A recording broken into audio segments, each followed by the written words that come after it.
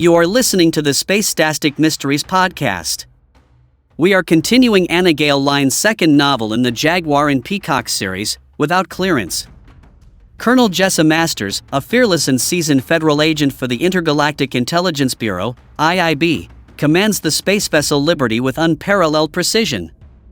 Alongside her partner and husband, Nate Masters, a skilled investigator with a sharp intellect, she has faced some of the galaxy's most dangerous criminals.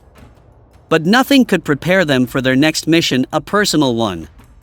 When a fellow federal agent is found brutally murdered aboard the Liberty, the crime scene is not just a professional setback, it's a chilling threat that hits too close to home. As Jessa and Nate dig deeper, they uncover clues that suggest this murder is no random act of violence. It's part of a decades-old vendetta, a sinister plot aimed at dismantling Jessa's entire family. Without Clearance is a high-stakes, action-packed space thriller filled with twists, conspiracies, and a powerful tale of love and loyalty in the face of overwhelming danger. This is episode 15, What's the Plan? If you have not subscribed, do so now, and hit the bell to be notified of new episodes. You'll be glad to know, Colin declared, bursting through the doors of Nate and my quarters later that evening. We have Elizabeth Meadows, Lieutenant Baker, and Captain Anderson in custody. I came out of the kitchen, carrying a covered platter of lasagna. The chef in the mess hall personally brought it over after hearing about the events of the day. From whom he heard about it, I didn't know. However, Colin, Nate and I were grateful for the food. When Joey was gone, we usually ate in the mess hall as the extent of our culinary skills were spaghetti and meatballs and sandwiches. I set the platter in the center of the dining room table. I surveyed the room. It looked much better than it did this morning. Nate and I had spent the better part of the afternoon repairing the chairs and cleaning up the aftermath of what appeared to be a burglary. Who they were and what they were looking for was still a mystery. The thought of strangers being in my quarters, rummaging through my stuff, didn't sit right with me. I glanced up at Colin and prompted, Acacia Solomos is still at large? Colin shoved his hands deep in his pockets, walking toward the table. Yeah, but I do have some good news on that front, though, he said, standing behind one of the chairs.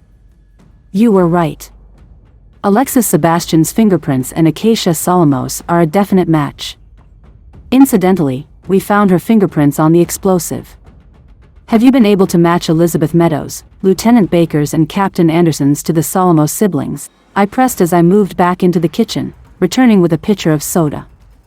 Elizabeth Meadows matched Nicoletta Solomos, Captain Anderson's matched Christina Solomos and Lieutenant Baker Damian Solomos. He looked around the room. Where's Nate? He didn't have to stay in the hospital, did he? No, he's resting. Dr. Manning said that his bump is just that, a bump. I disappeared into the kitchen again and reappeared with 3 sets of plates, glasses and silverware. You are staying for dinner, aren't you? You like lasagna? Don't worry. I didn't make it. The chef did. Of course, I'll stay. It's lonely in our quarters without Joey. I handed him the silverware. Then help me. We set the table in silence for a few minutes before I piped up, I was impressed with you today. I placed a plate and glass at the left corner of the table, peeking up at Colin. Until today, I knew you were an excellent security chief, but I always saw you as my brother-in-law. Nothing more, nothing less. But today changed all that.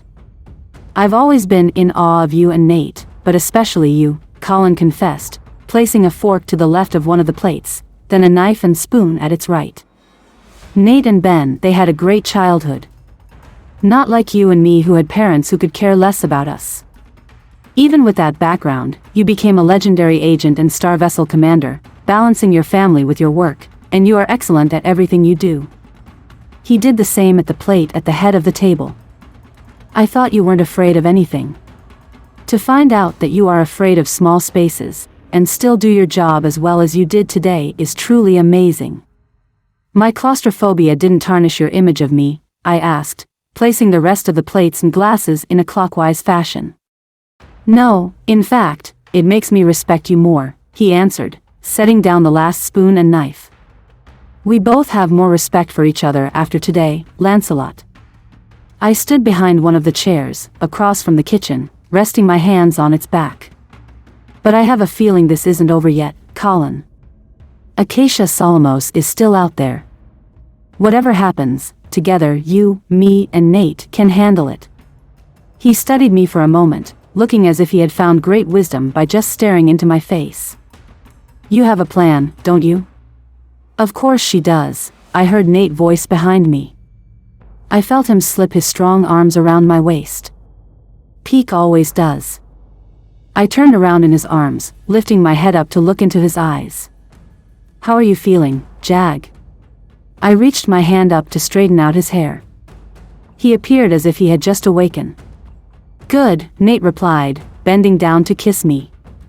I could smell that lasagna all the way in the bedroom. It woke me up from a sound sleep. He pushed past me and took the seat at the head of the table. I motioned for Colin to follow suit. I was about to draw out my chair when Nate leaned over and pulled it out without leaving his seat. Thanks, I muttered, dropping into it. I nodded to Colin. Colin raised the lid on the lasagna. So, what's the plan? Colin cut the lasagna into pieces. We passed our plates over to him, who transferred a piece to each one. He then handed them back. You know that Acacia Solomos wants to meet with me tomorrow at 1500 hours in the chapel, I started, grabbing my plate from Colin. I picked up my fork and knife and sliced a chunk off my piece. I stabbed it and brought it to my lips. Didn't she only want to meet you because she handcuffed me to an explosive travel tram? Nate protested, gathering our glasses. He poured soda into each, then distributed them back to their owners. Looking over at me, chewing his first bite of the lasagna, Colin weighed in. You are right. She probably hasn't noticed that he is missing. Thanks a lot, Nate mumbled, sipping his soda.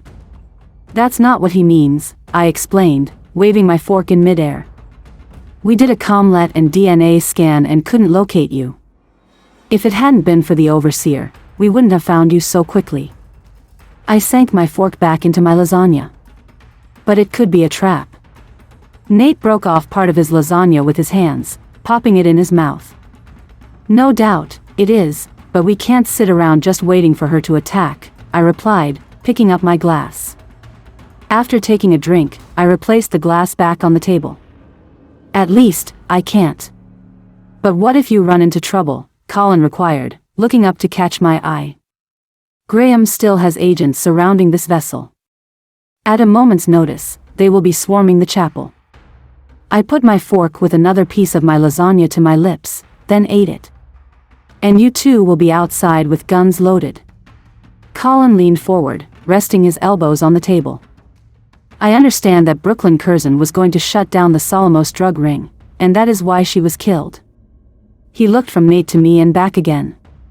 But I don't understand why Captain Anderson drugged Elizabeth Meadows. Maybe they thought she would turn on them, Nate proposed, smiling at me. At least that's what Peak thinks, right? It was, Jag, yes. It was, meaning you have another theory, asked Nate, breaking off another hunk of lasagna, giving me a bewildered stare. I put my tongue in my cheek, gazing at him. I almost lost him today. Reggie almost lost her uncle/adopted father. Our baby almost lost her/his daddy. A sickening wave of terror rose up in my stomach. After Acacia was released from the holding cell, Elizabeth Meadows complained to her about how hard it was to get our voice prints and authorization codes. And Acacia told her that the money they would get from destroying them would make up for all the trouble. Assuming that the them is us, that would mean that there was a bounty on our heads. Nate interfered, running his fingers through his hair. Perhaps one or both of their parents died, leaving them the money that they gained from their drug trafficking. I finished another piece of my lasagna before continuing. Maybe it had a stipulation. It would explain why they would drug one of their own. One that said they must take down your family before receiving the money, Nate added, lifting up his glass, looking over it at me. And you think that Acacia wanted the money all to herself and intended to get rid of her siblings? With Lieutenant Baker in jail, she got Captain Anderson to drug Elizabeth Meadows, probably telling her that they would split the money 50-50ths. Then with Captain Anderson in jail, she was free to pursue the money for herself. Colin joined in, rubbing his chin. There is a sure way to find out. Get a copy of their parents' wills. When we finished dinner, Colin, Nate and I retired to the living room, where we chatted about the case, about the kids and Joey, about the events of the day until the wee hours of the morning. After Colin left for the night, Nate grabbed me by the waist and drew me into his arms. He kissed me full on the lips. I slipped my arms around his neck, returning the kiss. He lifted his head, gazing into my eyes. I've been wanting to do that all day. He pushed my hair out of my face. I thought I would never see you again. I just wanted to hold you in my arms and tell you how much I love you. He brushed the back of his hand along my jawline. I love you, Peacock. I love you too, Jaguar, I expressed, staring into his eyes. Tears welling up in my own. I was so afraid that something was going to happen to you, that you were going to leave me. He pressed me against his chest. I was scared too. I sighed as I rested my head on his shoulder. I could stay in his arms forever. A few minutes later, he released me from his embrace, much to my momentary disappointment. He grabbed my hand and led me into our bedroom. He stood in the doorway, preventing me from entering. I know you don't remember it, but I thought you might like to watch it. He stepped aside, letting me into the room. When I walked in, I noticed that he had moved the portable computer terminal out the walk-in closet and onto my vanity, on the opposite wall of our bed. I hope you like it, he added, sitting down on the edge of our bed, moving back until his back touched the headboard. He patted the spot next to him, motioning me to sit, and ordered, "Chip, play video JPW'd." I sank down next to him. He slid his arm around me. I leaned back into him as I watched the screen. What did he want me to see? On the screen appeared, a large spacious area, roses all around. 20 rows of chairs were lined up on both sides of the aisle. An empty seat could not be found. Upon closer inspection, I realized that it was the White House's Rose Garden. I noticed Bradley Thomas, the head of the Intergalactic Intelligence Bureau, walking down the center aisle arm in arm with me. I was dressed in the same Victorian collared, white silk wedding gown I saw in the picture on the desk in my office. Bradley Thomas had always been like a father to me. He took me under his wing when I first started at the Intergalactic Intelligence Bureau. He saw something in me that no one else saw, except maybe Nate and Ben. He loved me when I was still a piece of coal and molded me into the diamond I was today. A diamond in the rough, but a diamond nevertheless. Nate stood at the other end of the aisle. Next to him was his best man, General Graham, alongside Colin and my brothers, Robert and Paul. On the other side was my matron of honor, Joey, along with my bridesmaids, my good friend, Sabrina, and my sisters-in-law, Lauren and Tricia. "Oh, Jag," I exclaimed, turning toward him. I gave him a long, lingering kiss. "Thank you. I love it." He repositioned the pillows behind him, casting me a self-satisfied smile. "I thought you would." I leaned back against the headboard, resting my head on his shoulder as I continued to look at a part of my life that I should have remembered. Reverend Richard Hoffman, dressed in a long black robe, addressed the congregation, "Dearly beloved, we are gathered here, in the presence of God and these witnesses, to join Nathaniel Scott Masters and Jessica Elizabeth Strasser in holy matrimony.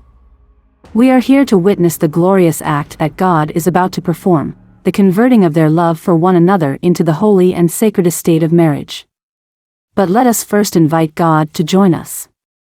We fell asleep in each other's arms, viewing the video of our wedding, the day we pledged our love and adoration to each other for life.